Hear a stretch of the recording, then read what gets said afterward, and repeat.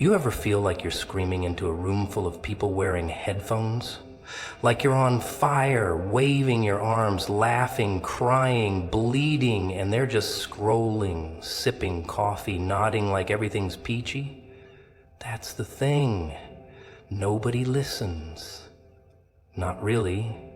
Oh, sure, they hear you, your voice, your words, the polite chuckle at the right pause. But they're not listening. They're just waiting for their turn to talk, waiting to correct you, cancel you, control you. And maybe, just maybe, that's why things are falling apart. Because the truth isn't being heard anymore, just filtered, softened, muted, until it fits inside their fragile little boxes of what's acceptable. You know what's funny? It's not the shouting that wakes people up, it's the silence. That eerie, stretched out quiet right before something shatters. That's the real scream. But we're trained like dogs to chase noise, flashy things, alerts, buzzing phones, dopamine snacks, keep the circus going, keep the laughter loud, and maybe, just maybe, you won't hear the stillness screaming. That silence, it's the loudest thing in the room. If you're not too terrified to listen. It doesn't beg, it doesn't plead, it waits, because silence knows its value. It knows that the louder life gets, the more we ignore it, and the more it becomes the final alarm before everything burns. They think danger comes with warning signs, red flags, alarms, sirens. But no, real danger slinks in while you're distracted by a TikTok dance. It sits across from you at dinner while you smile for photos and wonder why your chest feels tight. It curls up beside you at night while your thoughts spiral and you call it just overthinking. The loudest warnings don't crash through windows, they stare through them. Quiet, patient, waiting for you to notice. But nobody does, because we've become experts at tuning out everything that doesn't fit the narrative. If it doesn't come with emojis, if it doesn't get likes, if it doesn't rhyme, it must not matter. Except we don't matter. They tell you to trust your instincts, but the second your instincts don't match the script, you call them paranoia. You sedate them with distractions. You laugh it off. Maybe you even joke like, ha, I feel like something's wrong. And then you keep scrolling, keep walking, keep sleeping through the soundless sirens. Because deep down, the silence is too real, too close. It doesn't lie to you. It doesn't comfort. It doesn't coddle your excuses or nod at your justifications. It just is. And that's terrifying. 'Cause it means you knew. You always knew. You just didn't listen. And why would you? Listening means responsibility. It means facing the possibility that you've been complicit in your own unraveling. It means turning off the noise, stepping off the carousel, and asking yourself, what have I been pretending not to hear? That's not easy. No one claps for that kind of honesty. No one throws a parade because you stopped lying to yourself. But silence doesn't care about your followers. It doesn't wait for the perfect moment to speak. It's always there, humming beneath the chaos, waiting for you to wake up before the crash comes. Sometimes silence is the message, not a prelude, not a gap between plot points, the message. And the punchline is that you were too busy rehearsing lines for a play you didn't even write. Too busy reacting, performing, adjusting, hiding, until the silence got louder than your mask, until the void became undeniable. Until you couldn't pretend anymore that the world around you was just having a bad day. The joke's on you, sweetheart. The bad day never ended. It just changed outfits. And while you were laughing at memes and posting your fake peace, something ancient was knocking, not with fists, not with rage, with silence. Divine, deafening silence. The kind that doesn't scream because it knows it doesn't have to. It knows you hear it. You're just afraid to admit you do, because once you do, everything changes. You don't get to play dumb. You don't get to be a victim of bad luck or timing or life's just hard right now. Nope. Once you acknowledge that silence, it's game over. Or maybe game on. See, the silence, it's not empty.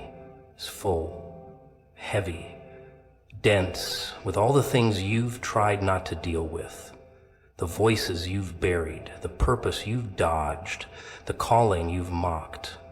It's not waiting to punish you. It's waiting to reveal you, and maybe that's the part that stings the most. That the warning wasn't in the chaos, it wasn't in the trauma, it wasn't in the shouting. It was in the quiet, and you missed it. Not because it was hidden, not because you're broken, but because deep down, you weren't ready to hear the truth. Without the volume turned up and the stage lights on. Comfort, huh? That soft little drug no one talks about at first, but everyone's hooked on. It doesn't come in bottles or needles, no. It's stitched into your routine, tucked under your mattress, smiling at you in the mirror. It's that job you hate, but won't leave. That friends circle where nobody really knows you but claps anyway. That scroll till you can't feel your brain anymore kind of existence. It seduces you with the promise of safety, of ease, of not rocking the boat. Because rocking the boat might get you wet, might get you noticed, might get you hurt. But what no one tells you is that while you're clinging to comfort like a teddy bear, your fire is being smothered under a mountain of pillows. You ever try to scream underwater? That's what comfort does to your soul. It puts it under, makes it quiet, makes it still. All in the name of peace. But it's not peace, is it? It's sedation.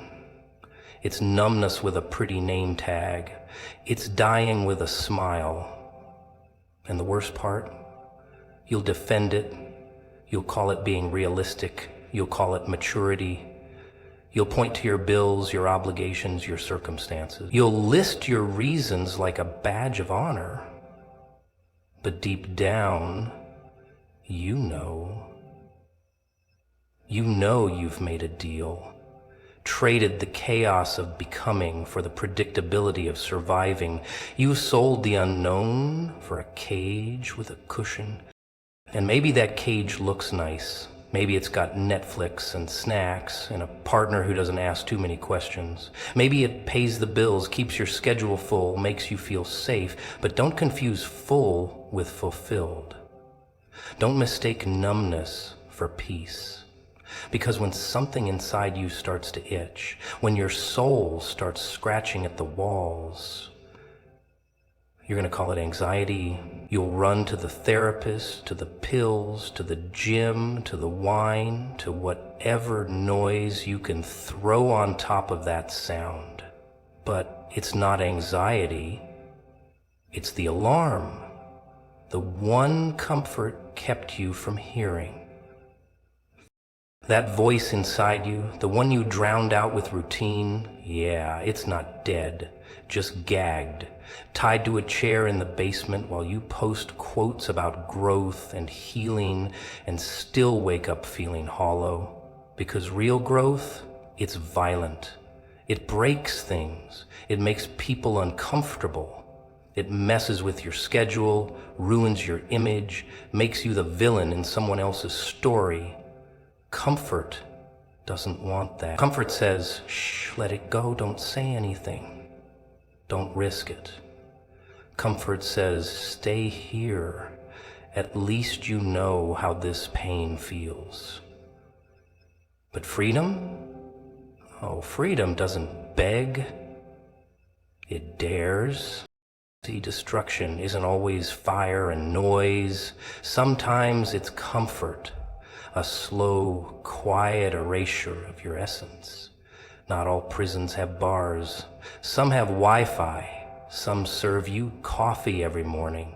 Some come with compliments and stability and just enough hope to keep you from leaving. But what if the thing you're clinging to is the very thing killing you? What if the destruction didn't come crashing down? What if it crept in, wearing your favorite hoodie, whispering, "You're fine, you're doing great, don't change a thing"? People chase comfort like it's the prize, like the goal is to finally relax, finally be okay, finally stop fighting. But the truth is, if you're not a little uncomfortable, you're probably asleep, dreaming of a life you're too afraid to wake up and claim.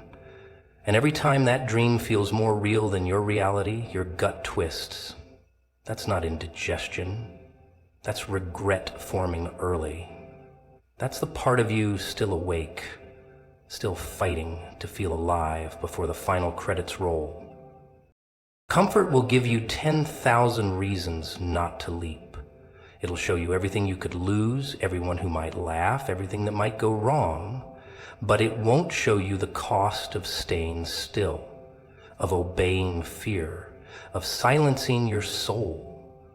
That cost doesn't show up in your bank account or your mirror.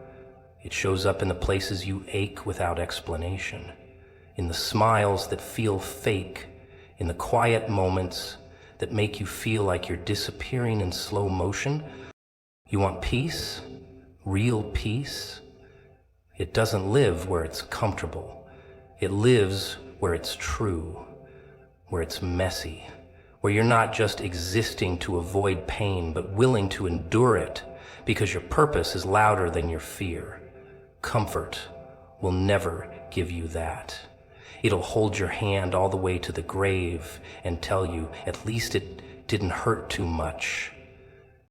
You're waiting for a sign, right? Some booming voice from the clouds or a burning bush screaming your name. But what if I told you the sign already came and went? Not once, not twice, over and over.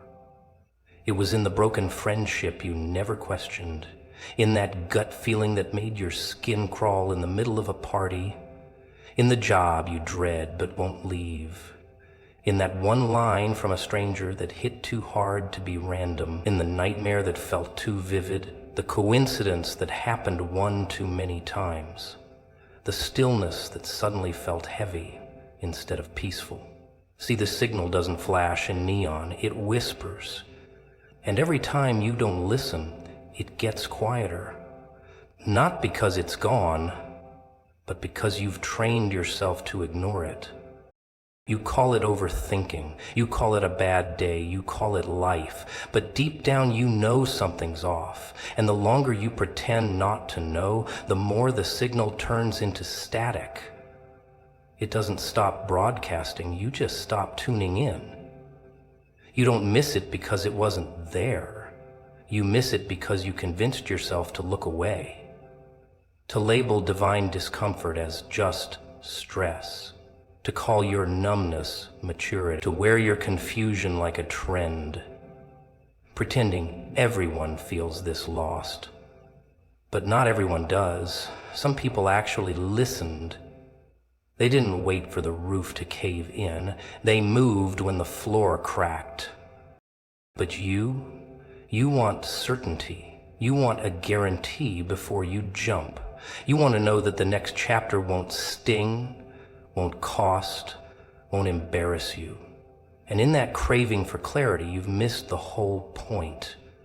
The signal was the discomfort, the doubt, the ache. That wasn't your weakness. That was your warning. And the more you postponed the response, the louder the consequences became. Until one day, it's not a whisper anymore. It's a scream.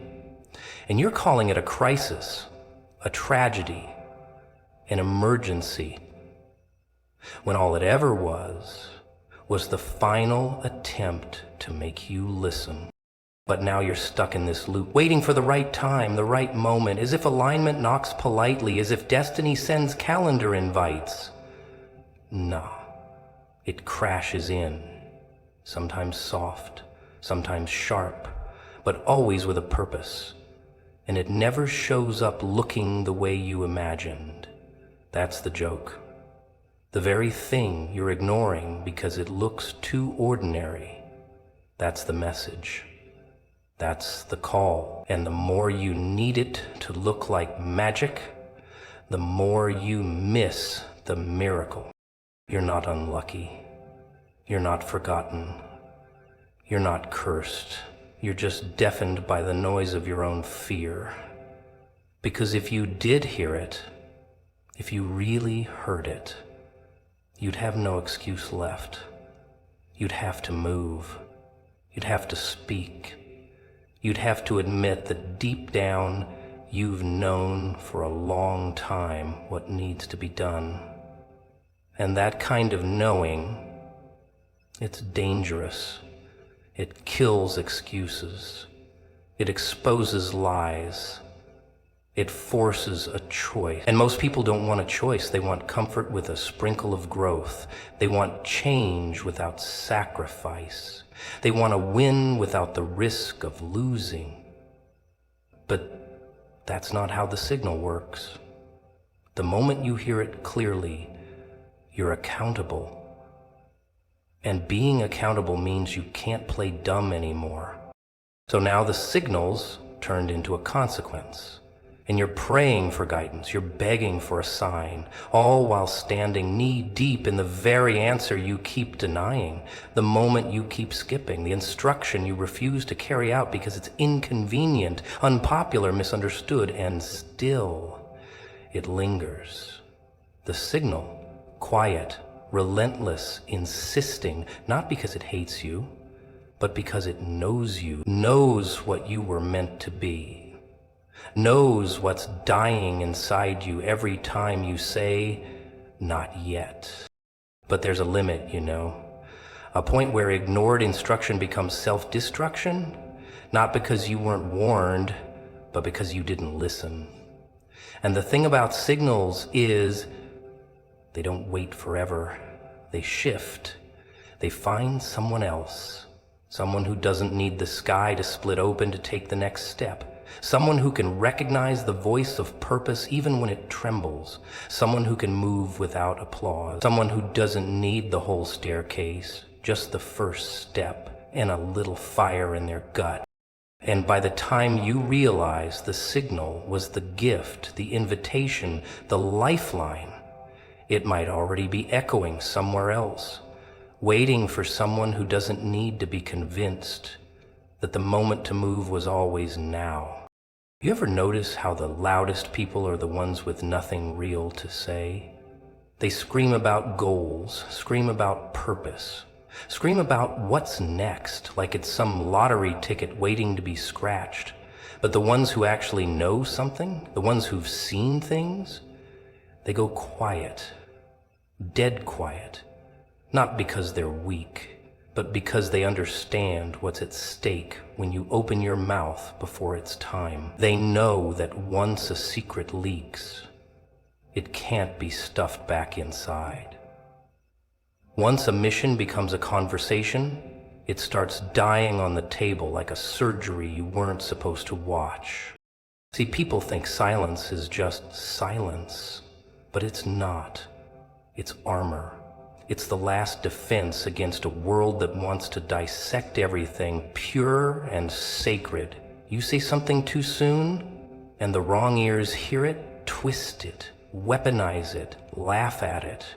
That dream you're growing, that vision that showed up uninvited in the middle of a breakdown, the second you tell the wrong person, it stops being yours. It becomes something they get to comment on, doubt, question, analyze, and suddenly what was once burning in you turns into smoke in their hands. Some people aren't ready to hold what you're carrying. That's not their fault, it's just true. You start explaining the fire in your chest to someone who's never been cold, and they'll call it obsession. You tell someone about your escape plan while they're still in love with their cage, and they'll swear you're delusional. So you learn that the mission isn't fragile, but people's opinions are. And they'll break something divine just to feel like they're still in control. So you stop talking, not because you're scared, but because you're smart. You realize the ones who survive the fall aren't the ones who scream on the way down. It's the ones who plan in silence, act in shadows, and hit the ground running before anyone even noticed they jumped. They don't announce their purpose, they protect it. Like a loaded weapon in the wrong room, they know when to keep it hidden. Not because it's not powerful, but because it's too powerful. But here's the catch. That silence, it's heavy. It starts to feel like isolation, like punishment, like maybe you were wrong all along. You see everyone else shouting, performing, being loud about dreams they haven't earned yet. And for a second, you think maybe I should just say it. Maybe I should tell someone what's really going on. You feel it crawling up your throat like a confession, like a scream building in your rib. But deep down, you know that once you give it away, it won't be sacred anymore. It'll be just another opinion for them to dissect, mock, label. So you swallow it. You clench your fists and get back to work. Not because it's fun, not because it's glamorous, but because some missions are too dangerous to be discussed at dinner tables. Some instructions are too precise to be tampered with. This isn't a group project. This isn't something you brainstorm on a whiteboard with coffee and casual music in the background. This is war. This is surgery. This is you. Rebuilding something the world tried to tear apart. And you can't afford to let just anyone peek behind the curtain. They wouldn't understand anyway. They weren't there when the calling came. They didn't feel the room shift, the breath stop, the pressure change. They didn't wake up in sweat with a voice in your head saying, move. They didn't see the pattern, the signs, the impossible coincidences stacking up like dominoes, daring you to knock them over. So why would they understand the silence that followed? Why would they respect what they never felt? Let them talk, let them post, let them shout. While they're busy making noise, you're becoming the noise. While they're obsessed with being seen, you're obsessed with being aligned. While they're out here selling fireworks, you're sitting on a thunderstorm, waiting for the right second to let it rip through the sky with no warning. Because real power doesn't advertise. Real missions don't ask for permission. And when it's time, when the moment finally cracks open, you won't need to explain yourself to anyone. The ones who doubted you will act surprised. The ones who dismissed you will say they always believed. And the ones who really knew... You know what's funny? The idea that God begs, that the creator of the stars, the sculptor of time, would ever have to get down on his knees and plead with people who can't even go 1 hour without checking their phones. It's laughable.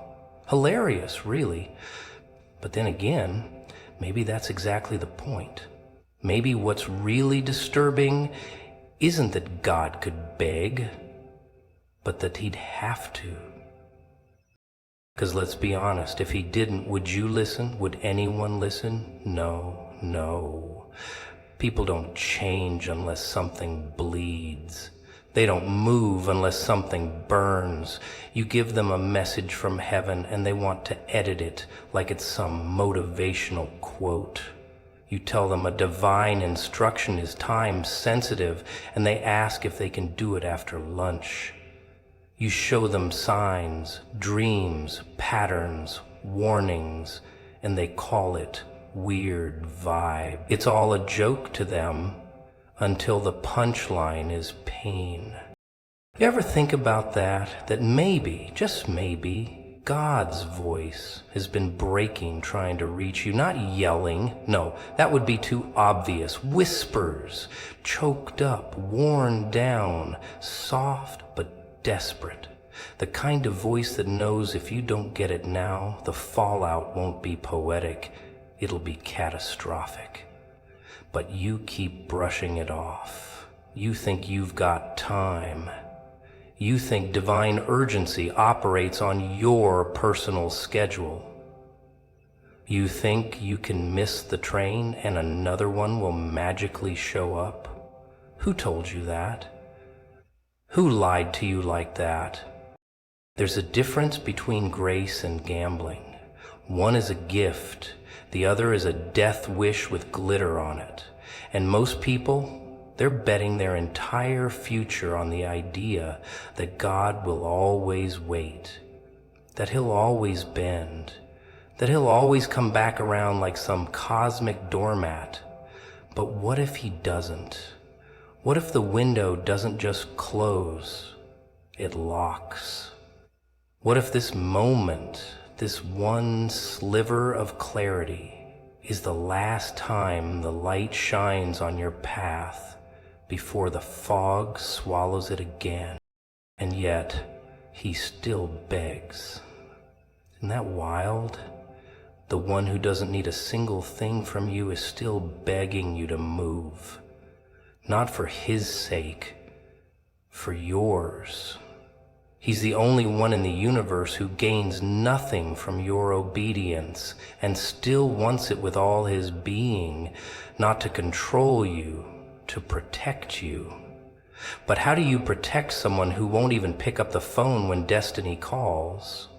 How do you save someone who won't even pick up the phone when destiny calls? How do you save someone who calls warnings, judgment, and accountability? No one wants to be told they're running out of time. That's bad for the brand.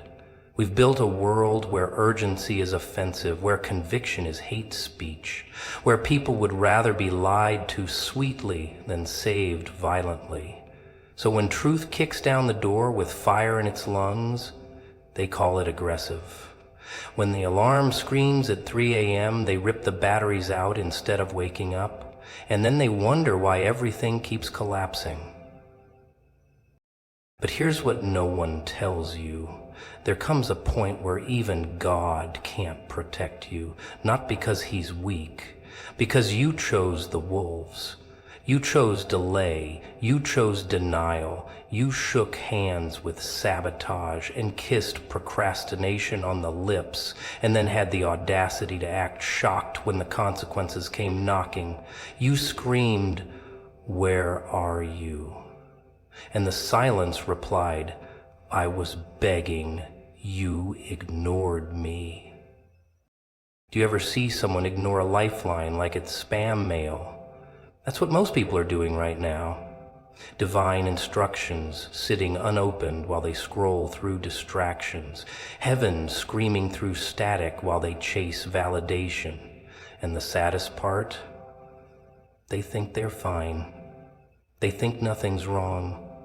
Because destruction doesn't always show up in flames, it tiptoes in with comfort, familiarity, routine. It sings lullabies while it steals everything sacred. But there's still a voice, still a whisper, still a plea. It's not loud, but it's relentless. It's that ache in your chest when you're quiet, that shiver when everything seems too calm, that thought that won't leave you alone, that sense that something is coming and you're not ready. It's not paranoia, it's prophecy. It's not anxiety, it's alignment knocking on the door before the lock changes. But hey, it's your choice, right? Your life, your mission, your timeline. Ignore it if you want. After all, it's just God. What does He know?